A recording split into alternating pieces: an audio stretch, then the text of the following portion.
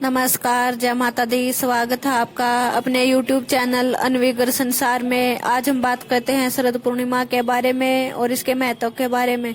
शरद पूर्णिमा 9 अक्टूबर को है। इस दिन देवी लक्ष्मी धरती का भ्रमण करती है। रविवार 9 अक्टूबर को अश्विनी मास की पूर्णिमा है। इसे शरद पूर्णिमा कहा जाता है। धर्म कर्म के साथ ही आयुर्वेद में भी शरद पूर्णिमा का महत्व बताया गया है। मान्यता है कि शरद पूर्णिमा की रात देवी लक्ष्मी पृथ्वी का भ्रमण करती है। इस दौरान देवी सभी से पूछती है जो जागृत, यानी कौन जाग रहा है। इस वजह से शरद पूर्णिमा को जागर पूर्णिमा भी कहा जाता है।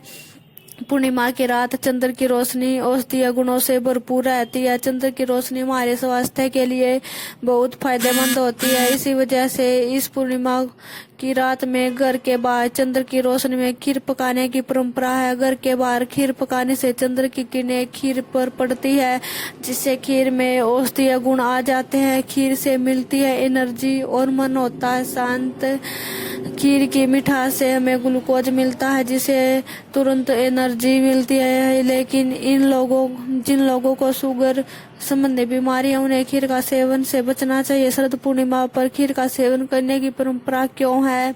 दरअसल ये शीत ऋतु के आगमन का समय है। वर्षा ऋतु जा रही है। दो ऋतुओं का संधि काल होने से इस समय खान पान का विशेष ध्यान रखना चाहिए। शरद पूर्णिमा से मौसम में ठंडक बढ़ने लगती है। इस रात में खीर का सेवन करना इस बात का प्रतीक है कि अब शीत ऋतु में हमें गर्म और ऊर्जा देने वाली चीजों का सेवन करना चाहिए। लक्ष्मी की पूजा कैसे कर सकते हैं? इस शरद पूर्णिमा रात में देवी लक्ष्मी की पूजा करने की परंपरा है, क्योंकि देवी पृथ्वी का भ्रमण करती है। रात भर जाकर पूजा पाठ और मंत्र जाप करते रहना चाहिए। घर के अंदर और बाहर दीपक जलाना चाहिए। मंत्र जप कम से कम 108 बार करना चाहिए। जप के लिए कमल के गट्टे की माला का उपयोग करना चाहिए। मंत्र इस प्रकार से है: ओम श्री ह्रीं श्री कमले कमलाय प्रसीदे प्रसीदे श्री ह्रीं श्री ओम महालक्ष्मी नमः।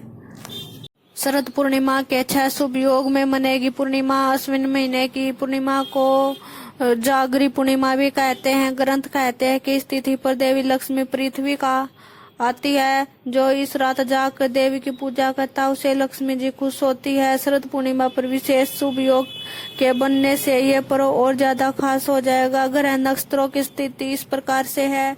इस साल शरद पूर्णिमा पर गुरु अपनी ही राशि मीन में चंद्रमा के साथ रहेगा। इसकी युति से गज केसरी नाम का बड़ा शुभ योग बनेगा। वही बुध ग्रह अपनी ही राशि में सूर्य के साथ रहेगा, जिससे बुध आदित्य योग बनेगा। इस पर्व पर शनि भी स्वयं राशि में रहेगा, जिससे शश योग बनेगा। साथ ही तिथि वार और नक्षत्र से मिलकर सर्वाधिक ध्रुव और शिथिर नाम के शुभ योग बनेंगे।